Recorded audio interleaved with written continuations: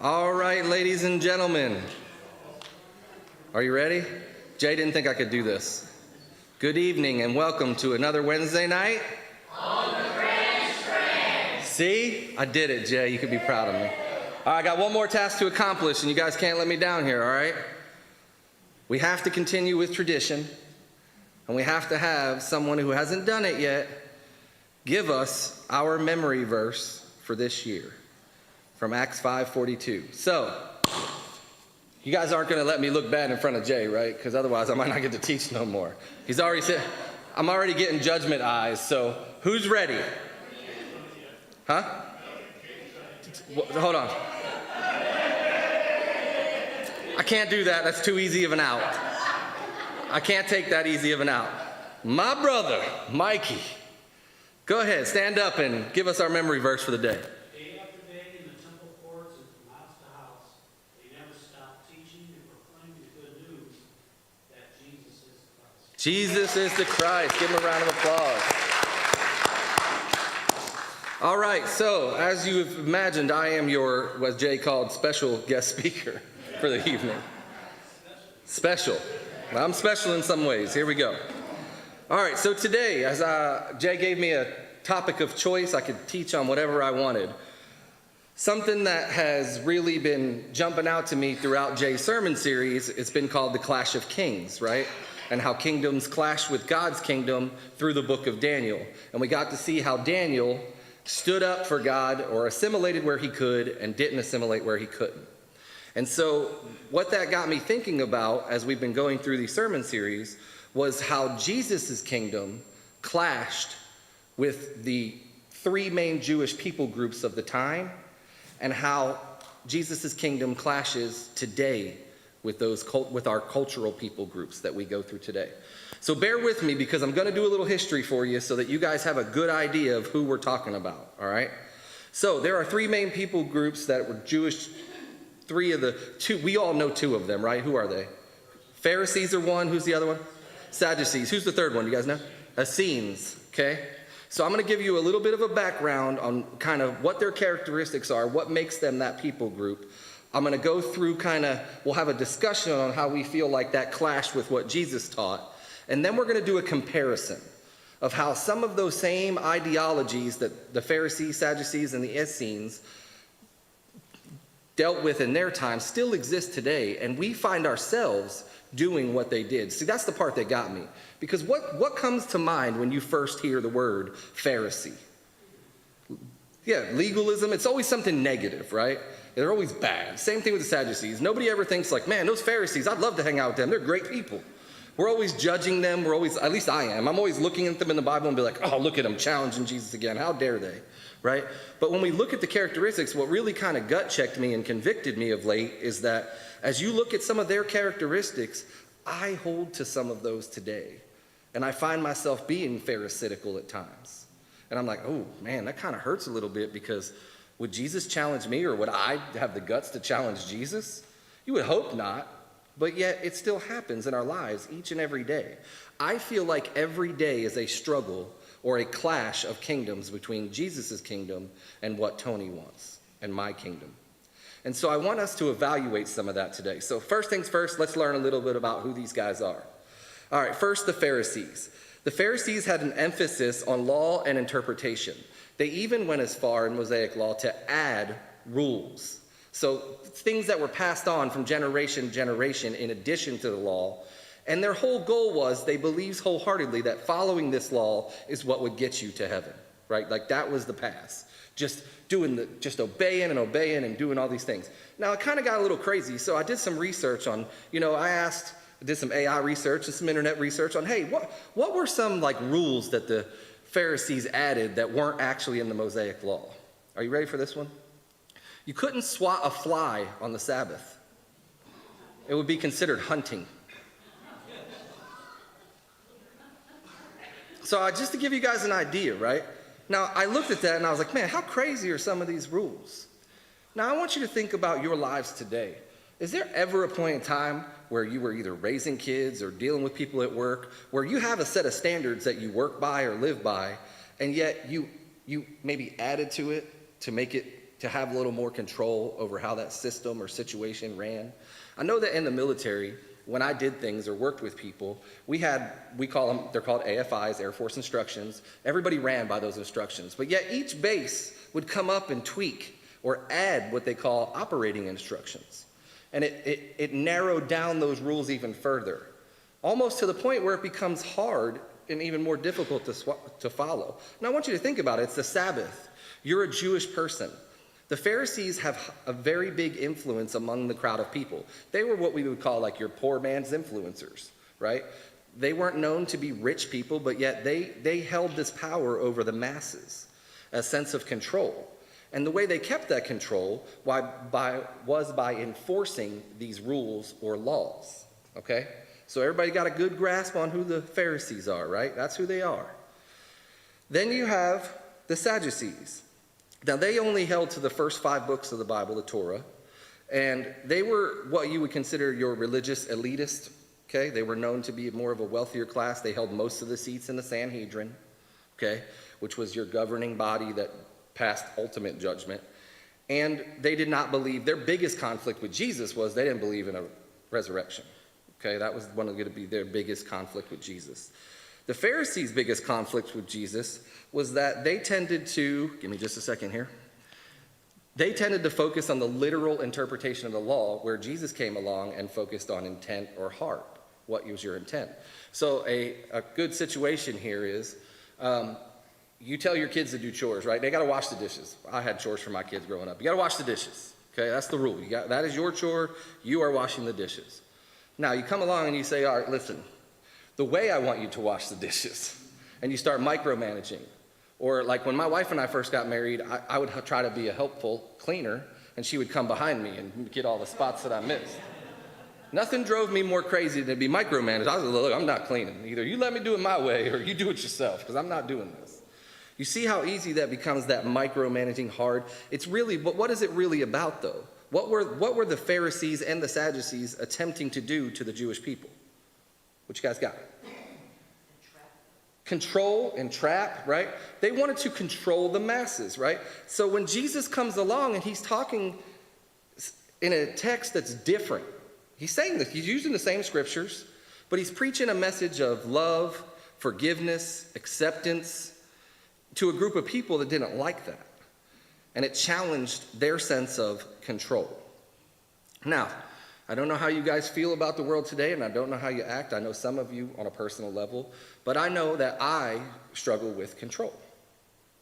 It's something that, and Jay preached or taught in a class, I don't remember, he said it recently, that it was something that he too struggles with, and that sometimes he practices, I'm really admired this, is that he recognizes it and practices letting go. I'm going to let go today. No matter what, I'm just going to let it ride and let God deal with it, because I can't control the outcome anyway, and God can, so why am I putting in all of this effort to try to control?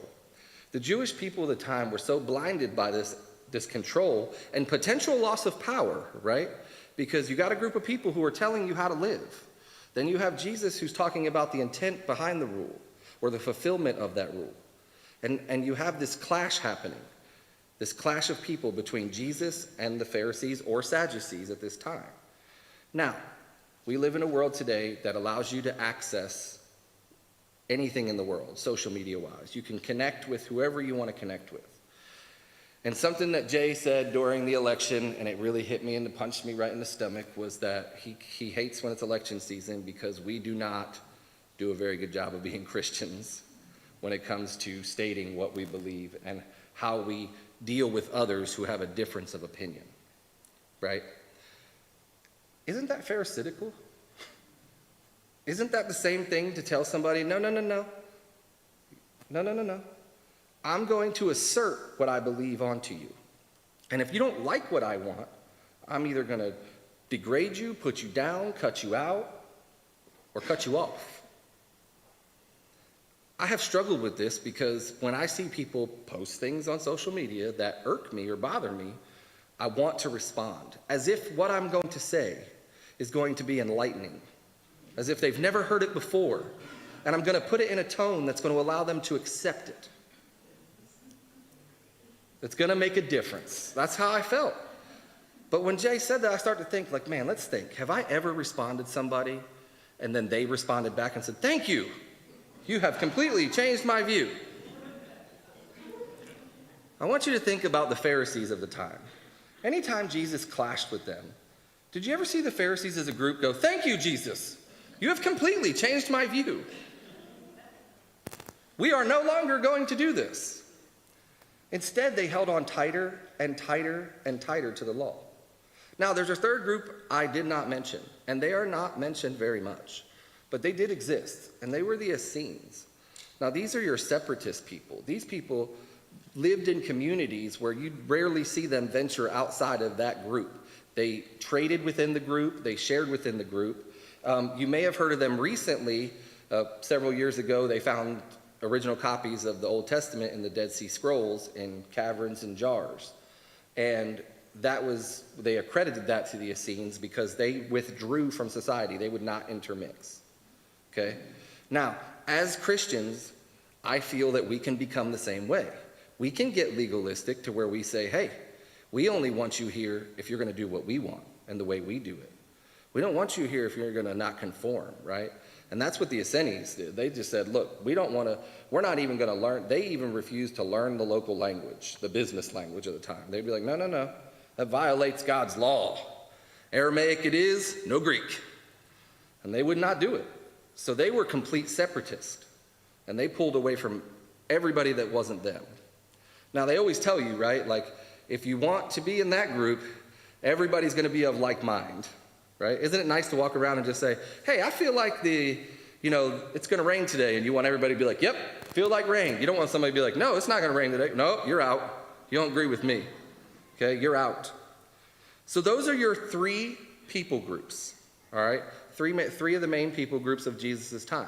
Jesus had conflict with all of them because they did not want to hear anything other than what they've known their whole lives.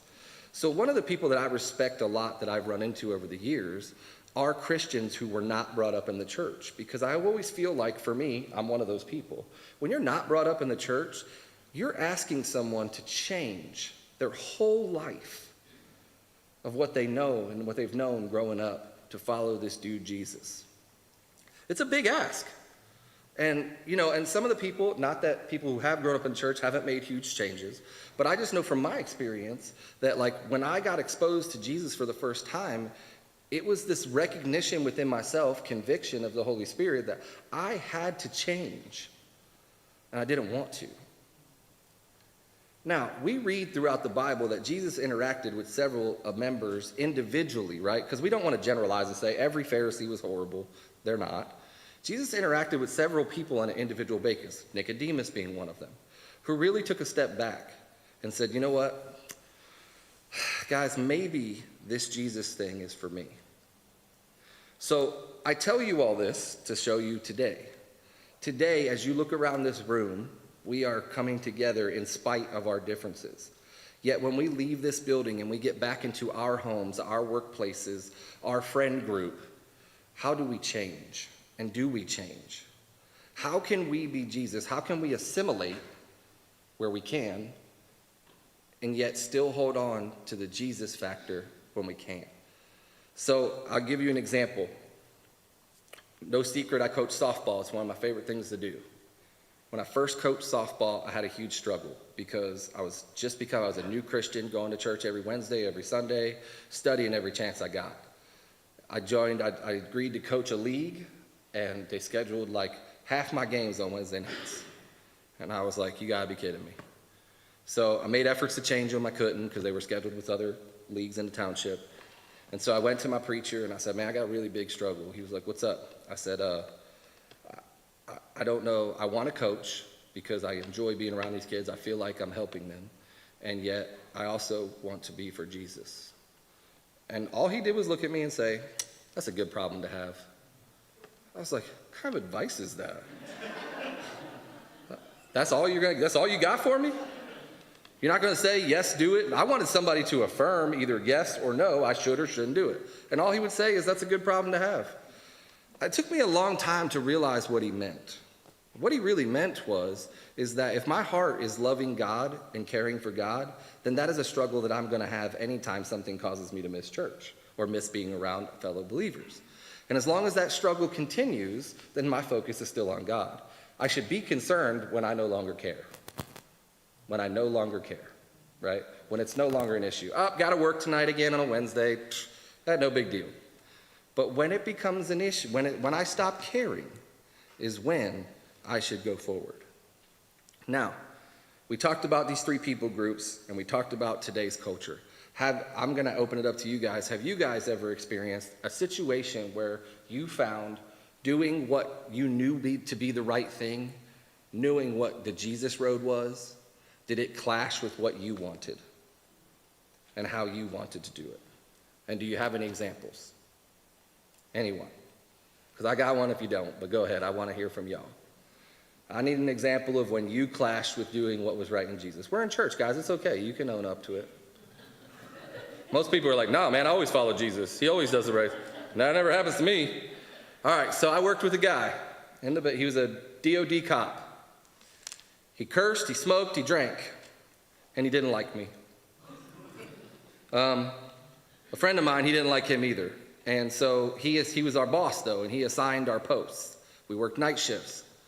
The two worst posts to get were the gate and this one patrol, because you had to do something the entire evening. There was no downtime. All the other positions or all the other posts gave you an opportunity to catch a cat nap. These two didn't. So we knew when we made him mad, because me and this guy got those two posts for like 3 weeks straight. We knew he was mad at us. So this gentleman, his son, we found out his stepson got into a motorcycle accident, had brain damage, was in a coma for a while, was going to have to be shipped up to Wisconsin with the rest of his family. He had 2 years till he retired. So he sold his house, moved his wife and his brain-damaged son all the way to Wisconsin, put him in a home, helped deal with everything, and he just went up there on the weekends. I found out through workmates that he was sleeping in his truck during the week because he didn't have a house to sleep in, and he couldn't afford to pay anything because he was paying everything up there. And I said, man, the right thing to do is I have a basement that is fully furnished. I could let him live there, but I don't like this guy. So I said, I know what I'm going to do. I'm going to go home. I'm going to tell my wife. She knows I don't like this guy. She's going to give me affirmation that it's okay. She's going to say no. My hands are tied, sorry. So I go home and I tell her about this accident that her son had and how this guy he's down on his luck and he's sleeping in his truck. And I feel kind of bad for him. And my wife's like, before I could finish the sentence, she's like, why don't he stay in the basement? Yeah. That's probably what Jesus would want me to do. That's not what Tony wants. So I begrudgingly went to work the next day, asked to talk to him on the sidebar, and said, hey, Carl, would you like to sleep in my basement? It's not much, but it's got a bathroom and a bed, and you can stay there while you're here working. He said, I can't do it for free. I said, yeah, you can. He said, I have to pay you something. I said, whatever, you don't have to pay me anything. He's like, I can afford $75 a month. Okay, sure, whatever, if that makes you feel better. So he did that for 2 years. I told him the only rules were that he couldn't cuss around my kids and he couldn't smoke in my house. He agreed, because I was going to lay some ground rules down, right? I couldn't assimilate to that. No problem, he agreed. So he smoked in the garage and he did not cuss around my kids. Over that 2-year period, I learned to love Carl. I learned to love him because he was respectful in my house. He treated my family like gold. And he paid me the best compliment that I'll ever get. And it really humbled me. He was smoking in the garage as we were waiting to go to work. And he looked at me. I'd invite him to church every Wednesday. He'd always say no. Every Sunday, he'd say no. But I invited him, and he looked at me one day and he said, you know, Tony, I'm almost 63 years old. And I've been around a lot of people. He was a Vietnam veteran. And he said, I've been around a lot of people. I've been around so many people that call themselves Christians. He said, but you and your family, I sit here every day and watch you all live it. And I was like, cool, so you going to church? And he said, no. All right. So I share that story to tell you that I summarized that clash, but it was a big deal for me. I mean, the day he came, the very first day, I had knots in my stomach. I was dreading it. I knew who this guy was at work, right? And all I could think about is I just told him he can't do the two things that I see him do all day at work, cuss and smoke. And how's he going to handle this at my house around my kids? But yet he did. He did. I clashed hard with God on this. I didn't want to do it. I just didn't. But God didn't even give me an out when I looked for one. So that's my clash. That's my personal clash that I had to deal with, that God really delivered me through. And it made a huge difference in my life. I'm going to tell you right now that it taught me to love beyond what I knew. Now I'm going to share a Bible story with you in which Jesus also gives us the same advice. And we're going to start in John chapter 17, beginning in verse, I take that back, I lied. We're going to Luke. Just kidding. So we're going to Luke 10, starting in verse 25. I'll give you guys a second to turn your Bibles there. 10:25, yes ma'am. It's going to be the parable of the Good Samaritan.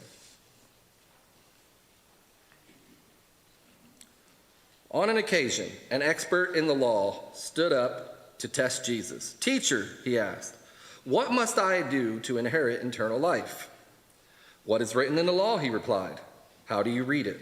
He answered, "Love the Lord your God with all your heart, with all your soul, and with all your strength, and with all your mind, and love your neighbor as yourself." He said, "You have answered correctly," Jesus replied. "Do this, and you will live." But he wanted to justify himself, so he asked Jesus, "And who is my neighbor?"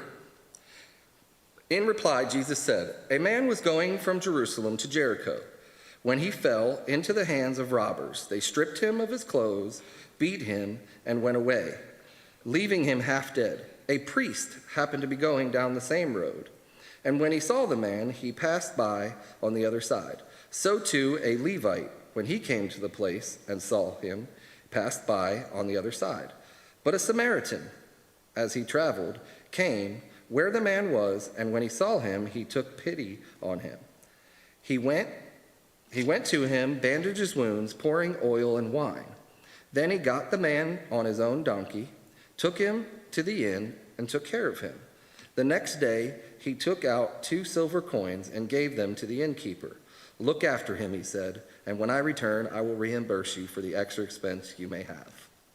Now, the Good Samaritan is a great story for us to learn a lesson from, but why would the Samaritan have offended the expert of the law?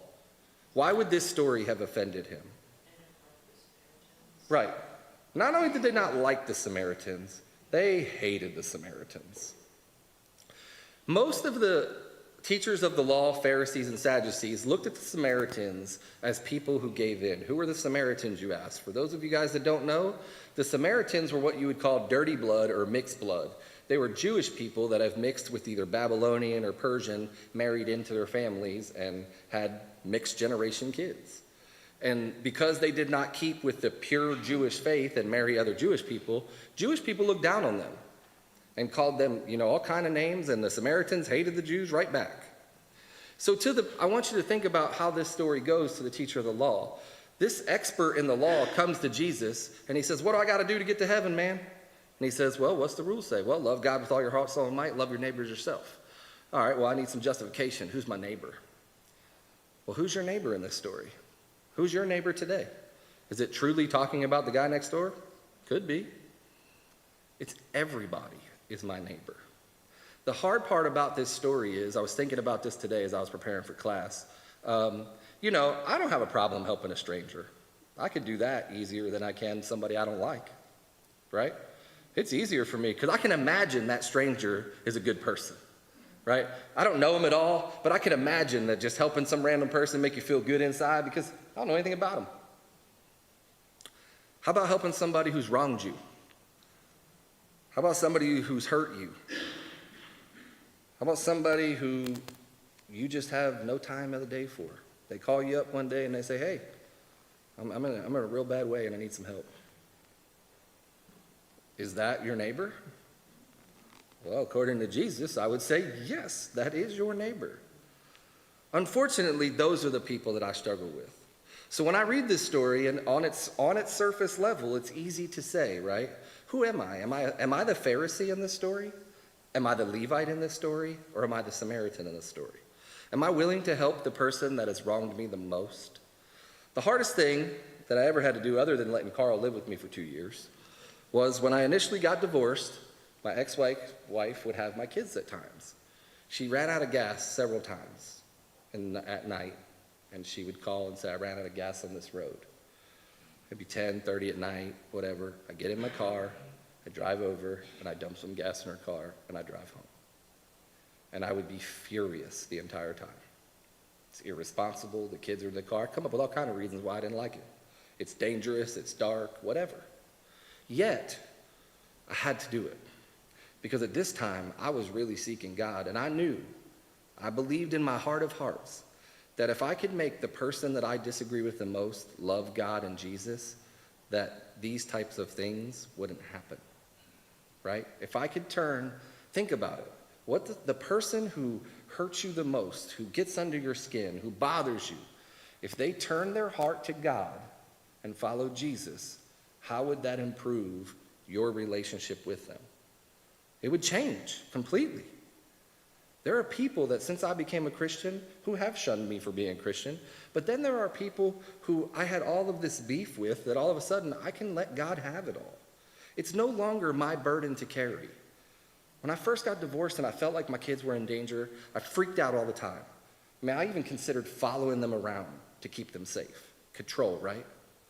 All of a sudden, one day, the preacher said to me, Tony, have you ever just prayed over your kids while they're sleeping that God would protect them? No, that's not his job, that's mine. Control. I couldn't let go. I established rules, who do I sound like, to protect my children. Bought my daughter a phone so she could call me, protect my children. Whose job is it to protect my children? Yes, I have responsibilities, but ultimately I leave that decision to God, and I have to lean into that. I am not always going to be there. I'm not always going to have the answers. I'm not always going to be there when they need me. Well, when I'm not there, who am I relying on, and who do I want them to rely on? What do I want to teach them? Do I really want to be pharisaical and tell my kids that if you follow all of these rules, you'll be safe? Will it protect them? No. We all know that. We live in a fallen world. The result of that bad things can happen. But I can pray, and I can lift my children up before God and pray for them. All right, guys, I did my time. It's your turn. I shared my story of my clash. I hope that jogs some memories for you all. Give me an example. Who's got one? Who wants to share today? It is your turn. I got time. I'm not letting go. I'm not letting go of this. Somebody's got a story that they want to share where they clashed with God on a decision that they struggled to make. Come on, what you got? Need another Bible passage? I got one of those too. All right, we're going to another Bible passage, then you're up, so I want y'all to be thinking about it. John 17. John 17. We're going to jump over to John 17. In John 17, give me a second to get there. Had it marked. In John 17, in verse 6, Jesus starts praying for his disciples, but I want to skip down to, we're going to pick it up in verse 13. This is Jesus' prayer for his disciples. I am coming to you now, but I say these things while I am still in the world, so that they may have full measure of my joy within them. I have given them your word, and the world has hated them, for they are not of the world any more than I am of the world. My prayer is not that you take them out of this world, but that you protect them from the evil one, that they are not of the world, even as I am not of it. Well, let's digest it. What is Jesus saying right there? How do you be in the world and not of the world? How do we do that? Because this is a clash that I'm telling you right now that I struggle with every single day. You can apply this to each and every decision you make throughout the day. How do you be in the world and not of it? Well, to me, this goes back to what Jay had been teaching in Daniel, right? Daniel had to assimilate with Babylonian culture and Persian culture. He was even in the Persian government. So he had to follow most of their laws that maybe weren't his laws. But when it came time to honor God, he said no, right? We just went through the sermon a couple weeks ago where Daniel got thrown in the lion's den because he prayed 3 times a day. He'd been doing it forever. They told him he couldn't do it, but he did it. I find that when I'm deciding what to watch on TV, right? Am I being in the world or of the world? That's a question I ask myself. Like, am I being worldly right now by supporting this television show that maybe has curse words, too many curse words, too much nudity, whatever's in it that I just really like the show and I'll watch it? Am I being in the world or of the world? Am I being in the world and of the world how I treat my spouse? You can argue that, you sit and talk to, I'm sure you guys have done this. I know we do it in the military. We compare stories, right? Of children when you're raising them. You go to work, you meet your buddy, you're struggling with a kid at home, you share that story. You do the same thing when you're struggling with your spouse or your friend, you share those stories. And you compare notes, right? Hey, I got this situation. Have you ever dealt with it before? And then you compare the worldly answer to what they would do. So I've recently been wronged in my neighborhood. I live in an HOA. We all know what HOAs are like. They're super fun. Everybody loves them. Everybody loves to get that little fine when you do something wrong, okay? I recently ran into a struggle with an HOA, and I'll share that story with you. I have a pool house. I had to get approval from the HOA to have a pool house. It's really like my PTSD getaway shed. I go out there, and when I need space, that's where I go. So we put it in, the HOA approved it. Now I'm new to South Carolina, so in ignorance, I didn't follow the county code laws. I didn't even know I needed a permit for a shed. Apparently you do. But I got approval from the HOA, I put the shed in, it was there for a year. The guy who approved it got removed from the board for doing some nefarious activities. He decided then he was gonna take his vengeance on the community. So he went around and he called county on everybody in the neighborhood that he knew had done something wrong. That was me. I didn't know I did anything wrong, but I did. I didn't get a permit. So county code shows up at my house and they say, sir, we got a complaint that you don't have a permit for your shed. And I said, I need a permit for a shed? And he said, yes. So let's go look at it and I'll tell you what you have to do. All right, fine, I want to make it right. I didn't do it on purpose. Anyway, I had to spend tons of money to move this entire building over off of the property line. And then I had to spend other money to change over the electric, and it was a nightmare. Now, I know for a fact that this guy forged a county document to get a fence put up on one of his rental properties in the neighborhood. I know it for a fact. And I've been wrestling with vengeance. Not lying. How do I know it? Because I used to be on the HOA board. That's right, I was one of them. I was on the board. So I know it. I know it. And I wrestle every day with whether or not do I now act as he acted? Do I purposely take vengeance on this guy? And in doing so, now look, I can come up with justifications, right? I used to be a cop. This dude committed forgery. That's a crime. It's a Class D felony. I should report him because I was a cop, and that's the right thing to do. Ha! Jesus would respect that, right? I justified it that way.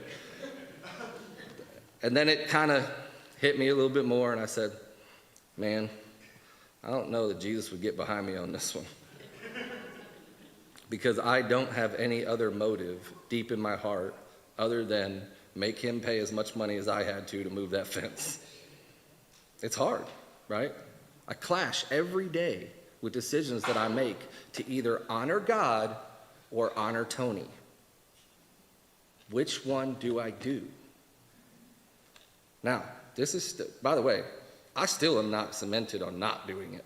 It's still a struggle for me. I got time, people. All right, call him and scare him. Would Jesus get behind me in that, you think? Maybe. So it's a struggle, right? This is real, guys. This is real life, everyday stuff. Listen, you guys notice that when I teach class up here, dude, I pour everything out. I hold nothing back. And because I truly believe that God gave us each other to get through this life together. God created, Jay's famous phrase is, the enemy's plan is what? Isolation. God's solution is connection. I 100% believe in that. So much so that I know that by sharing this stuff with you, somebody's coming up to me after class tonight and be like, by the way, I hate my HOA, Tony. All right. And they got me with something like that too, right? We all know it. It happens. But the reality is when you get that fine in the mail and you open it up and you're like, what? The grass mower came after you gave me this fine. Are you kidding me? How do we respond? I know I've given you guys a bunch of opportunities here to own this stuff.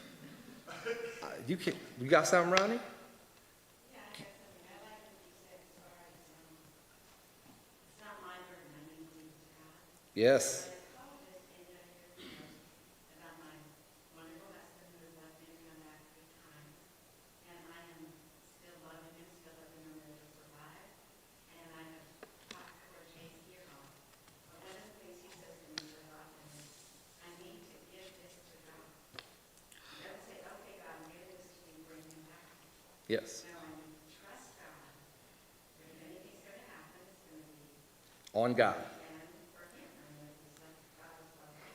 And it's real hard to do that because 100%. it's hard to just sit there and say, okay. It's like you're squeezing, right? Like you're holding on so tight to this hope that you want it so bad, and you're not letting God. So I wrote a note down on my papers for tonight, and one of them was, and I didn't want to forget to say it, because this one, of all little Jay's messages that come out to me in our little talks, or whether it's a sermon, but I believe it was in class recently, you have to be willing to lose in order for God to win.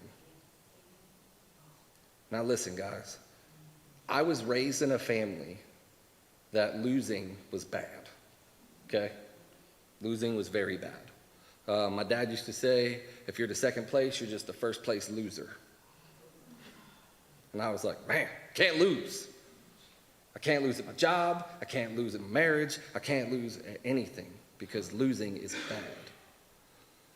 What I learned is what Jay was talking about, at least what I took from that is, I have to be willing to lose in order for God to win.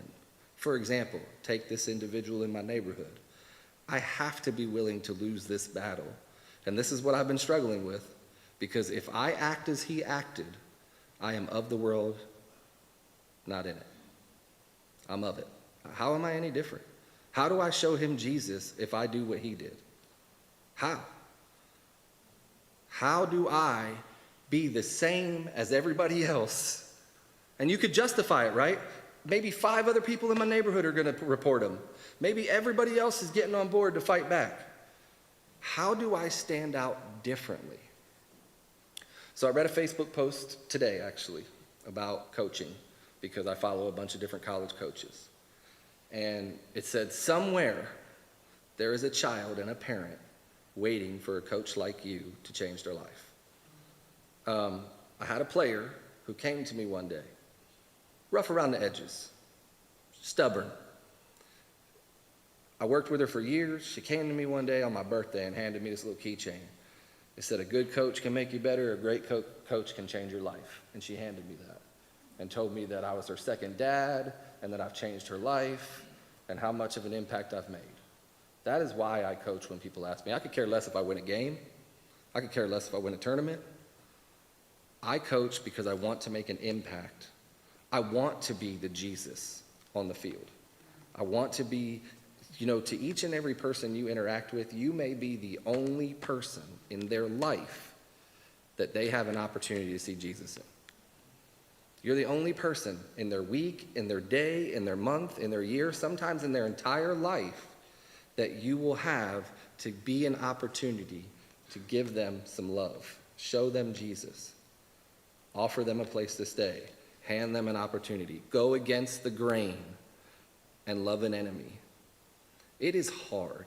I'm not going to stand up here and say, all right, everybody. When I was preparing for this class, I was like, I'm going to go tell everybody to love the people they don't want to love. And they're going to be like, no. Man, it is hard. It is not easy. It is not something we can do. It is not something that just kind of just comes naturally, right? This is how we be in the world and not of the world, right? We are there to light the world and be a light to those people, much like Jesus asked his disciples to do. You remember when Jesus sent out his disciples 2 by 2 and told them to take nothing? And they went around and they did all this great stuff and they came back and talked about it. That was an opportunity that Jesus was kind of setting them up for the future for, to be lights in the community. It's hard. If I said, hey, Paula, I need help with something. Can you help me out? Paula would be like, yeah, Tony, we're besties. We got you. But could I ask an enemy for that? Could I help an enemy with that? Or would I be just like the Pharisees, who I'm like, well, according to the rules, dude in my neighborhood, you broke the law. And I have every right to report you to the proper authorities for breaking that law. No, you're not hurting anybody, but you made me spend a bunch of money. And that hurt me financially, and I didn't like it. So I now have the right to be like those Pharisees and hold him to the letter of the law. But if I examine my heart, I would clash with Jesus, because Jesus always said to the Pharisees that it's the intent and the heart behind the law that matters, not simply what is said or written. Yes? Jeff, what you got? Bring it to me. Talking about doing things That you don't want to do? less from being in the world with the Yep. but those are just actions, like watching a movie or Right, sure. listening to bad music and all. Yeah. What about looking at it a different way? We're God, so our home is in heaven, but we just got through. Just like one of those songs Yeah. that we sing something. Okay. And two, you're saying not to take any action or anything, stuff like that, but yet, when are you fighting for something that is right and just, what's the right way to, Because it comes down to intent. I'm asking this, Because I'll be honest with you, my heart is not about the right thing. Because if it was about the right thing, I would have reported him when I first found out about it, right? I'm asking because I've been, I don't know, very many people know, not a lot of people know, I don't think, but some do. I've been fighting a lot of battles for the longest time, and I'm doing it to get people better, be treated fairly and correct some things that are wrong Sure. with the system. Sure. So how, What's your intent? so that makes me think, Are you being... am I fighting, So that's the conviction side of it, right? or is it just? So that's the internal conflict that only you and only you can answer, right? Whether you do something or choose not to do something is an answer that you have to deal with inside. For me personally, if I really cared about this dude's fence, I'd have reported it the day he put it up. I didn't care. I just want to be left alone in my house, leaving my own thing. You know, I don't want to bother anybody. I don't want anybody to bother me. So I didn't care. So now to come back and do it because I know it's wrong, my heart is not in the right place. And therefore, that's why I haven't done it, right? And even though like I've walked around and I said, hey, I try to get support for my, when you want to do something and you know that it's questioning, it's tearing you up inside because the Holy Spirit is pulling on you, you always try to get support for why you want to do it, right? So you go around and you say, man, this guy really screwed me over. It cost me all kind of money. But he broke the law. I'm going to report him. You're going to say that to people who you want to say back what? Yeah, you should. He was wrong. Right? And you're like, yes. Validation from you. All right, let me go to the next person. Hey, this guy did me real dirty. He was wrong. Yes, validation from you. Right? Think about the groups of... And that's kind of why these people groups of the times, like they came together, right? The Pharisees never, if you look at it, when you read the Bible, you always see that the Pharisees are in groups, right? Couple, 2, 3, whatever. You don't see a lone Pharisee walking around just being like, they're always in like these little groups. You want that validation. It's wrong, right? Yeah, it's wrong. All right, it's wrong. You cannot swat a fly on the Sabbath because that's hunting. And you're like, what? Are you serious? It was in my face. I just went like that. I didn't mean to hit it. Well, sorry. You broke the law. Jesus challenged the Pharisees on their intent and their heart. And that's what Jesus challenges us with each and every day. At least me. I don't know. Maybe you guys aren't struggling with that, but I struggle with it each and every day. Jesus hits me in the gut. He hits me in the heart, and he says, hey, Tony, what's your real motivation for wanting to do this? Why? Well, I want to honor God in reporting him because he broke the law. Jesus says, follow the laws of the land. Come on, man. I can get behind this. But inside me, I'm not doing it for that reason. I'm struggling to report him because I know that deep down inside, I have no good motivation. And had he not messed with me, I would have never messed with him. So now I feel like I can't do anything because I'm not honoring God. So I've been wrestling with this idea of possibly speaking to this gentleman and just saying it's okay. Hey, I got it fixed, all by fixed, by the way. Thank you for correcting me. It's what I really wanted in life. Thank you so much. Thank you. It hurts, okay? Loving people that hurt you is hard. Did you have something? Yeah, what you got? I used to bring it and my first husband and tried to be Christian way back. He was a really good Christian for about an hour and a half every Sunday. Well, that's good. And, I am what I am. Try not to pretend. Anyway, so we were married and, when I first met him, he had some debt and he was going through a divorce. And, I always try to bail people out and I'm not. Sure. Mm-hmm. So I saved him from his debt and we made a payment plan and every time he paid me, he despised me for it. He just hated me for it and resented me for it. And, eventually he paid me off and we got married like within 2 years and he hated the fact that I had my stuff together. I was just raised that way. I was raised a saver and, I always took care of myself my whole life. And even after we got married, for whatever reason, I just didn't trust.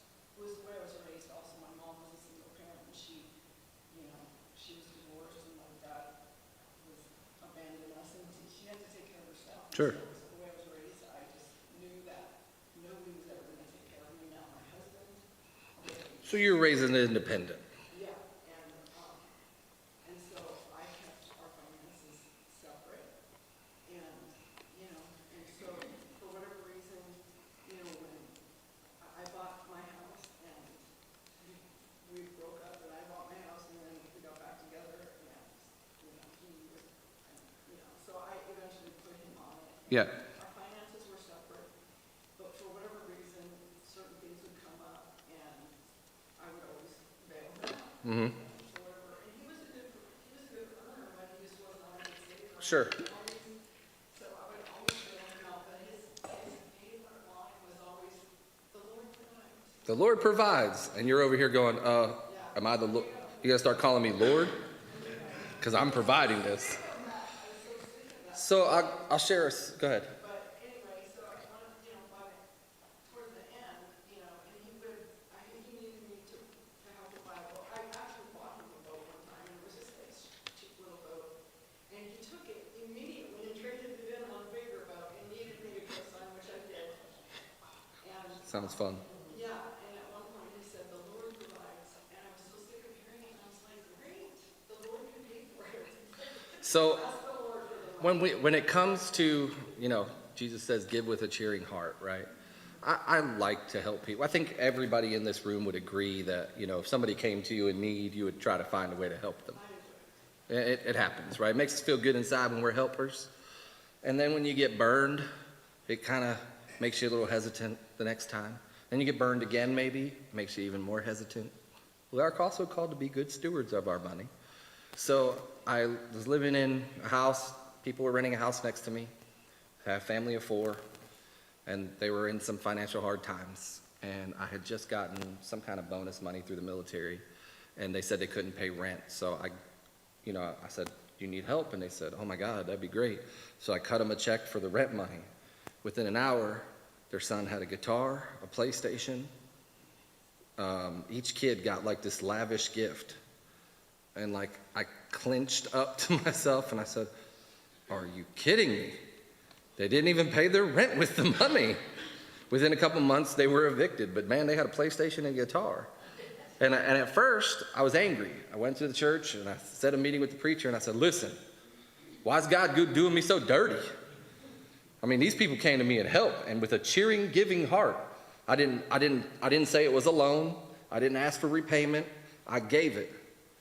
And he said, "Well, did you really give it with, zero? Did you dictate how they spent it? Why are you mad how they spent it?" And I'm like, "Because it's irritating. They didn't even pay their rent. They said they needed help with rent." So I learned, for me, what I took away from that is I still honored God in the giving of that money.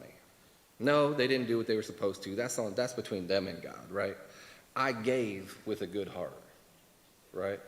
And it's not going to deter me from helping someone else because, again, I don't serve this world. Now, the world would tell you, when we talk about clashing with cultures, what would the world say to you in that situation? What would your friends at work, what would the general population be if that was you? You gave them rent money, they went and bought toys with it. What would you say? What'd the world say? Man, don't ever help them again. That's irresponsible of your money.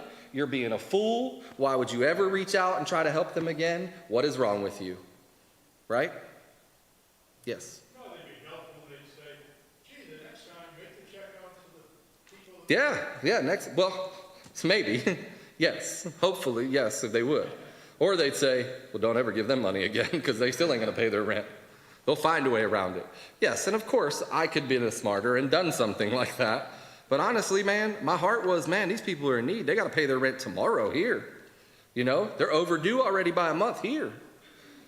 Yes, there is a better way for me to go about that. And I did learn that as well. That was a lesson I did take away. Hey, let's be a little smarter about how we try to help people. But the truth of the matter is, what if they found a way around it? What if you got burned? You tried to help somebody and they burned you. What does God say? What does Jesus say to do? Would he say, for the 3 Samaritans that threw rocks at him, remember there was a group of Samaritans when he named them the sons of thunder and they wanted Jesus to call down fire on them because they hurled insults at Jesus? Yeah, you remember that story? Okay, so they hurled insults at Jesus. He calls his disciples that are with him, James and John. They want Jesus to call down and rain fire. Jesus, get them! Right? And Jesus is like, whoa, calm down, man. We're doing so much good in this community, in Samaria right now. You want me to do something to the few people that are being wronged or doing us wrong? Just because this one situation of me helping people out didn't work out, does that mean that God is telling Tony, listen, Tony, don't you ever help another person out again, or we're just going to keep getting burned? Might. But what does God say to do? Who is your neighbor? Oh, is your neighbor only the responsible parties? Well, I would feel like if they're responsible, they'd never be in that position to begin with. Right? Is your neighbor only the people that you know that will take your goodwill and put it to good use in the way that you would want them to use it? No. Your neighbor is the people that will do something wrong with the money you give them.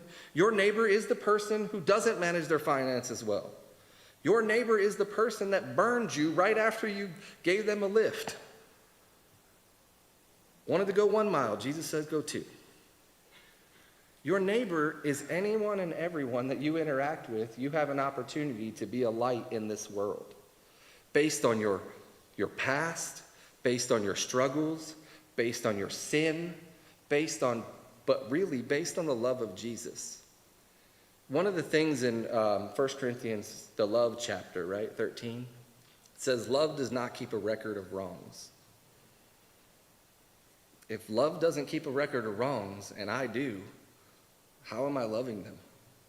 How am I loving like Jesus? How? So, I guess in short, what I'm trying to say is, Steve, you got something? Yeah. What you got, brother? Yeah. Sometimes I think that we don't have our reality and our expectations in line with one another. We do something, the reality is one thing. Yeah. We expect something else. Correct. And if we have our expectations closer in line with our reality, that would eliminate a whole lot of disappointment we experience when we do good and expect them to act a certain way based on how we think they should. Sure. The reality of how they're going to act. See, and I would compliment, for those of you guys who didn't hear what Steve said, he feels like sometimes our expectations don't match the reality of how people are in the world, right? Like we assume that our expectation is that if I help someone out, they're going to react the way I would, okay? When in reality, that's not fair because not everybody's me and not everybody's you. And so we have to manage our expectations. And what I would add to that is we have to do it in love. We have to lead with love. If the Pharisees and Sadducees' hearts were really about God in that time and not about power, potentially jealousy, losing power, all of those things that they were focused on, the law, adding the rules, if their focus was on truly loving God, then their motive wouldn't have been to constantly try to find something wrong with Jesus or try to validate their positions. It would truly be loving Jesus, loving God, loving those people that they interact with. See, that's the thing. When we look, the reason I chose these three people groups is because they were really good to each other, right? You don't really see a lot, at least I don't see a lot in the Bible, where you see a bunch of Pharisees fighting with each other. They were really kind of people who agreed. And it's easy for them to help each other in that group. But where the Pharisees struggled and where Jesus succeeded is when he stepped over the line and said, I'm going to help the person who you wouldn't, who you've already judged as wrong or you've already decided doesn't deserve your help. You know, we often say to each other, well, I'm only going to help people that can help themselves. Well, Jesus didn't do that. The dude who fell on the road and got robbed and was beaten half to death, he couldn't help himself. Maybe that's why the priest and Levite walked by. Well, he allowed himself to get robbed, so that's on him. But the Samaritan comes along and says, oh man, this guy's had it rough. Let me help him out. And he even went as far as when Jesus gives this parable, I always look at like how much Jesus adds to the story. He could have just simply said, right, to get his message across, he could have said, a Samaritan rescued him when you guys didn't. Story over. But he went on to describe how far this Samaritan went in helping him, right? He didn't just pick him up. He put him on his donkey. He walked. That means he walked. He went to the nearest inn. He bandaged him up, paid for medical supplies, patched him up, and then paid for his stay. And then, did he know that the guy he was helping wasn't going to run up a big bill at the inn? He didn't know. He didn't know if that guy was ordering room service, getting the fancy stuff delivered. He just said, hey, I'm leaving. Please take care of him. When I get back, I'll cover the bill. Well, man, that's a bold statement. You don't know how much that bill is. You won't know until you get back. What if he gets held up in his travels, man? I was really only expecting to help him out for like a week. I figured he'd be better by then. What do you mean he's still here? The love that the Samaritan showed the stranger on the side of the road was limitless. He didn't cap it. He didn't say, I'm only willing to love you to X. He said, I am willing to love this random person as long as he needs loved. So I can show the love of God to somebody who maybe doesn't fit into my people group. The biggest thing that God has shown me and opened my eyes to in my Christian walk is that just because I don't like that person, AKA Carl was my bad guy. I told you, he punished me for months, guys. I wrote the same 2 posts for 3 months. It was awful. I had to help him out because ultimately, if I'm going to claim that I'm going to walk with Jesus, I need to walk with Jesus. God presented this opportunity to me, and I had to do something. And I really did try to get out of it. I don't want you up here thinking like, Tony's such a good guy. No, Tony did not want to help this guy. Tony wanted his wife to say, no, we're not bringing a stranger into the house. Yes. No, she didn't. She was all over it. And I was like, man, this is awful. So that's what I want you guys to think about as you go throughout this week. Who is your neighbor? And how can I be a little more like Jesus and be in the world and not of it? So if you guys will pray with me, we'll pray ourselves out of here. Precious Heavenly Father, Lord, we come before you tonight and we ask you to open our hearts and give us a heart like Jesus. Give us a heart for you, God, and help us to apply the lessons that you taught us in your word.